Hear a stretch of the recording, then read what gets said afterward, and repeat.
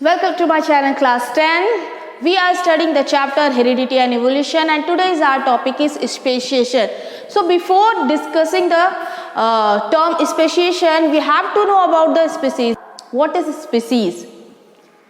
So species like human being, dog, cat, in plants, mango tree, guava tree, means they are different species are present on this earth, means कि those organisms which can interbreed between them and produce their offspring, then it is called the same species. And if they are not able to produce with the species, then it is called new species is formed, or this is the different species. कहने का अर्थ है कि एक human being के साथ ही reproduce कर सकता है. एक मैंगो का ट्री हमेशा मैंगो का ट्री ही क्या करेगा, रिप्रोड्यूस करेगा. एक कैट किसके साथ रिप्रोड्यूस करेगा, कैट के साथ ही रिप्रोड्यूस कर सकता है. तो ये सारे क्या है, अलग अलग डिफरेंट स्पीसीज है. कैट कभी डॉग के साथ रिप्रोड्यूस नहीं कर सकता, ह्यूमन बीइंग चिंपैंजी के साथ रिप्रोड्यूस नहीं कर सकता है. इट मीन्स कि स्पीसीज हमारी क्या है, अलग अलग. हम सभी अलग अलग जाति के हैं. अगर कॉमन लैंग्वेज की बात हम लोग बात कर रहे हैं कि कॉमन लैंग्वेज में अगर आपको समझना है कि व्हाट इज स्पीसीज, तो those species which can able to reproduce between them, then it is called a species. और अगर नहीं हो पा रहा है रिप्रोडक्शन, तो इसका मतलब है कि वो क्या है, डिफरेंट स्पीसीज है. ठीक है. तो what is the definition? The species is a population of the organism consisting of similar individual, एक जैसे इंडिविजुअल होंगे एक स्पीसीज के, which can breed together and produce fertile offspring. Clear. तो अभी इवोल्यूशन टर्म में हम लोग क्या पढ़ रहे हैं, इवोल्यूशन टर्म में हम लोग पढ़ रहे हैं कि स्लाइटली स्लोली कुछ ना कुछ जेनेटिक चेंजेस आते जो नई स्पीसीज बन जा रही है वो इनकैपेबल हो जा रही है अपने पहले वाले स्पीसीज के साथ रिप्रोड्यूस करने में. इसका मतलब है कि वो एक नई स्पीसीज बन जा रही है. So this process when a new species are form, this process is called speciation. So what is speciation? The process by which new species developed from the existing species is known as speciation. तो कौन कौन से factors हैं जो speciation के लिए responsible है. अभी बहुत सारी बातों के बारे में हम लोगों ने प्रीवियस वीडियोस में बात किए हैं, बट यहाँ पर हम लोग क्या करेंगे, फैक्टर को वन बाय वन समझेंगे. तो 3 इंपॉर्टेंट फैक्टर है बच्चों जो कि स्पेशिएशन का कारण है. क्या कौन से फैक्टर्स हैं? Factor number 1, geographical isolation.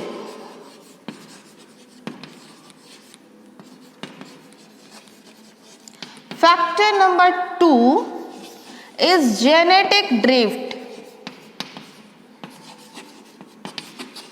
and factor number 3 is variation. अब हम लोग समझते हैं इन तीनों को. ठीक है. सबसे पहले हम लोग बात करते हैं ज्योग्राफिकल आइसोलेशन की. ज्योग्राफिकल आइसोलेशन का मतलब है कि मान लो कि कोई स्पीसीज किसी एरिया में रह रही है और बीच में क्या है, पहाड़ है या नदियां हैं, यहाँ पर कोई स्पीसीज रह रही है. मान लीजिए कि यहाँ पर कोई स्पीसीज ए रह रहा है, ठीक है, और यहाँ पर कोई स्पीसीज क्या रह रहा है, बी रह रहा है. ये अलग स्पीसीज है और ये अलग स्पीसीज है. इसके बीच में क्या है, ज्योग्राफिकल आइसोलेशन है, पहाड़ है, नदियां हैं, जिसके कारण क्या हो रहा है, ए स्पीसीज कभी बी के पास नहीं पहुंच पाता, बी स्पीसीज कभी ए के पास नहीं पहुंच पाता. मगर किसी कारणवश मान लीजिए कि कोई बर्ड उड़ता आया, इन कीड़ों को मुंह में उठाया और खाने के लिए उठाया, बट उड़ता हुआ गया और यहाँ बी स्पीसीज के पास पहुंच गया कोई ए स्पीसीज. क्लियर.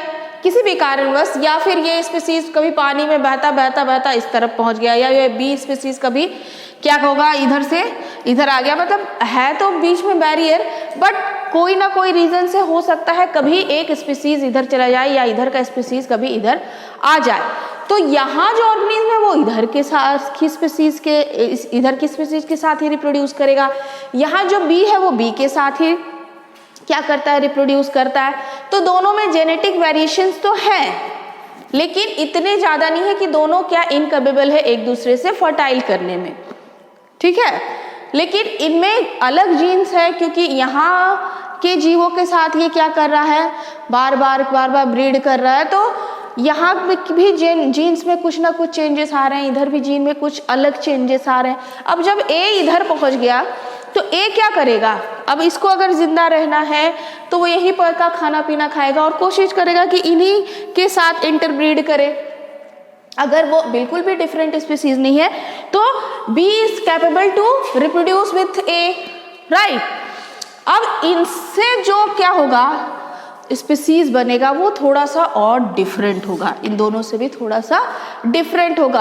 अब हो सकता है कि ये जो स्पीसीज सी बनी वो इनकेपेबल हो ए के साथ ब्रीड करने में, तो यहाँ क्या हुआ, एक नया स्पीसीज बन गया, एक न्यू स्पीसीज फॉर्म हो गया क्योंकि ये सी स्पीसीज जो है वो ए के साथ ब्रीड करने में इनकेपेबल हो गया, तो फॉर्मेशन हो गया एक न्यू स्पीसीज का। तो ज्योग्राफिकल आइसोलेशन एक बहुत ही ज़्यादा, इन तीनों में सबसे ज़्यादा इंपॉर्टेंट फैक्टर है कौन स्पेशिएशन के लिए, ज्योग्राफिकल आइसोलेशन, है ना। ज्योग्राफिकल आइसोलेशन वेरी इंपॉर्टेंट, क्योंकि कोई भी अगर पहाड़ आ जा रहा है बीच में या नदी आ जा रही है बीच में तो उधर की स्पीसीज कभी इस तरफ नहीं आएगी, इस तरफ की स्पीसीज कभी उस तरफ नहीं जा पाती है।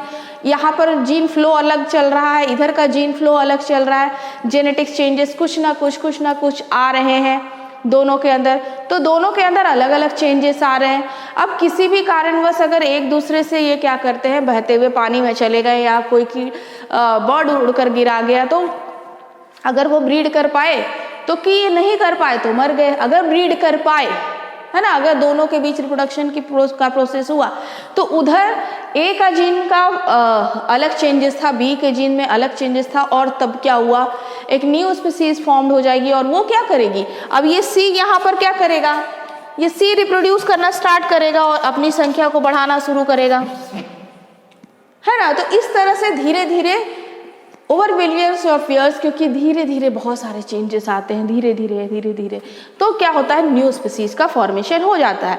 दूसरी बात है क्या, जेनेटिक ड्रिफ्ट।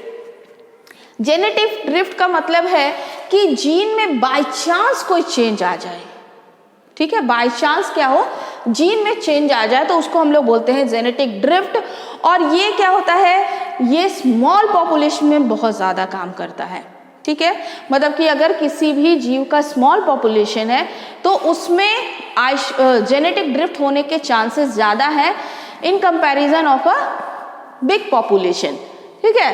तो स्मॉल पॉपुलेशन में जेनेटिक ड्रिफ्ट होने के चांसेस ज़्यादा होते हैं, मतलब कि जीन वेरिएशंस आने के चांसेस ज़्यादा होते हैं। और वेरिएशंस के बारे में हम लोगों ने पहले ही पढ़ चुका है कि जीन में जो भी स्लाइटली चेंजेस आ रहे हैं year by year, generation by generation, तो उसको हम लोग कहते हैं क्या, वेरिएशन कहते हैं। तो ये तीनों फैक्टर जो है बहुत ही इंपॉर्टेंट है किसी भी स्पीसीज के फॉर्मेशन के लिए, मीन्स स्पेशिएशन के लिए। I hope it is clear, right. अगर नहीं समझ में आया तो प्लीज़ आप कमेंट कीजिए, मैं इसे फिर से समझाएंगी या आपके डाउट्स को क्लियर करने की कोशिश करूंगी। हेरिडिटी एंड इवोल्यूशन के प्रीवियस वीडियोस आपको प्लेलिस्ट में मिल जाएंगे, चैप्टर वाइज, जितने भी 10th के हैं 9th के हैं आप लोग देखिए और एग्जाम की तैयारी कीजिए। Thank you.